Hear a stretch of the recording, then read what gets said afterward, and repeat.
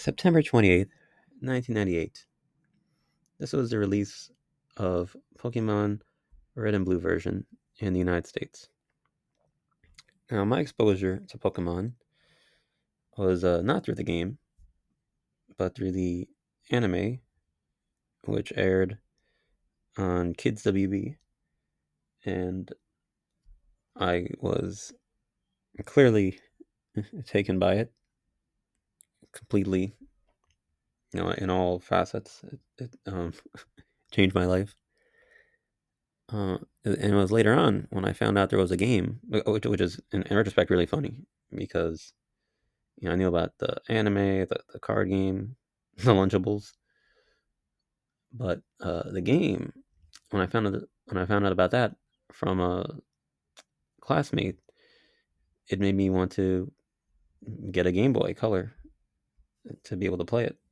Or I guess a Game Boy, but at that time Game Boy Color was the newer model. Anyway, so I got Pokemon Blue. I remember because at the time I preferred the color blue, but like most kids, I like dragons, and Charmander basically becomes a dragon. That's Charizard, so I picked Charmander to be my starter. When they asked you to nickname your starter, I kind of said a bunch of keys. I was a little kid. I didn't really know what I was doing, and then I pressed enter. So I had a bunch of gibberish for my nickname. And then eventually my cousin got a hold of the game and he sold everything that I had. And I think he bought everything too. Basically, he messed up my file even more. So I think I had like 27 Poké Dollars by the time I was in like Celadon City. So I started over. But regardless of my first experience, from there, I would keep playing the game. Eventually, I would beat it, which was a really big accomplishment for me as a child. And I would get Pokemon Red and Yellow later on during one Christmas, and I'll play all those games religiously. And part of the charm, I think, even to this day, for Gen One is well, partially like how old it is. In some ways, it's like prehistoric. It feels like you see these sprites, you hear the music, you see the world, you see the glitches, and all these other little details of these games that part of them intentional, part of them mistakes, part of them I don't know. But whatever the case is, there's like a sense of like mystery, and the world of these games is just something really unlike anything else, any other game.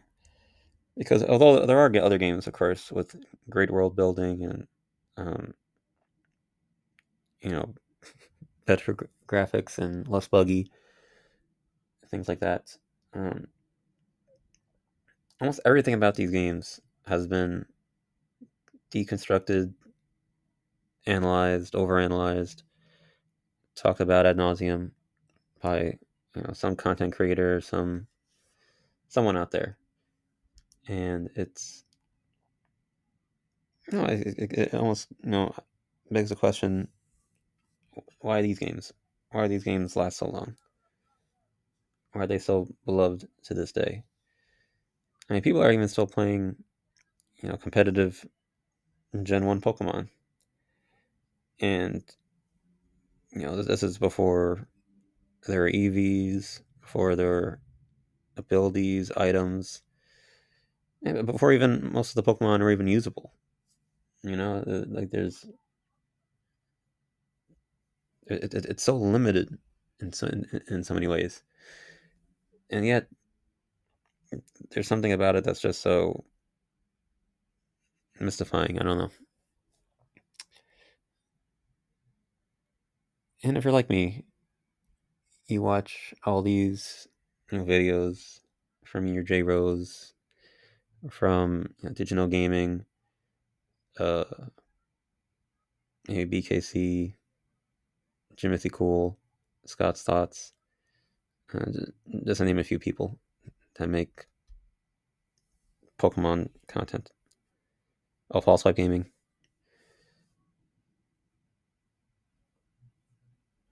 And I think part of that is to try to recapture that sense of mystery, a sense of nostalgia. And as I said, despite being very, like prehistoric, it feels like, it's it's crazy actually. These games only ran on like a Game Boy cartridge, and it was the higher end memory ones of 512 kilobytes, which is really funny. It's like half a megabyte, and that was like the big ones. There were Game Boy games that had like a fraction of that. Like you're not working with a lot of room to world build to create, and yet with those limitations, again, it really pushed the um, the team, Game Freak, to create something special. And then you have the most recent gen of games, Scarlet and Violet. Those games are about 10 gigabytes, and this is the most open world that Pokemon has ever been, at least in the mainline games. And opinions on these are more mixed, I'd say. And it's just really funny how much people prefer, for the most part, these older, more archaic games. Although not entirely. I wouldn't say the new games are without merit. As much as people complain about them, people keep buying them. And it's not just kids, it's adults too. Many of my adult friends still love Pokemon in some sense, either with the games, the cards, even the anime, some of them. But whatever the case may be, Game Freak, I think though, has lost many people. It hasn't lost our money. They still got that, but it's lost our commitment to them, our hope that they'll make games that are even halfway as as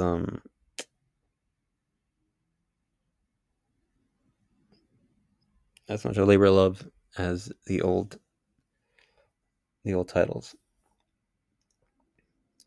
So that's where ROM hacks come in. There's a whole community of people that have the dedication, the effort, the time to create their own takes, their own ideas for Pokemon. And of course, some of them are, or many of them, maybe aren't amazing. Many of them are very simple. It's just like a change in difficulty, maybe like a fresh coat of paint. But some of them are so evocative, and they bring that spirit of like, you know, a living, breathing world that Pokemon has. And they do it so well that, it brings us back, at least it brought me back to my childhood playing these games. And there's been a few I've played lately, but the one I want to focus on is the one I did not expect to love as much, and that is Pokemon Team Rocket Johto Edition. So I'm going to discuss that shortly.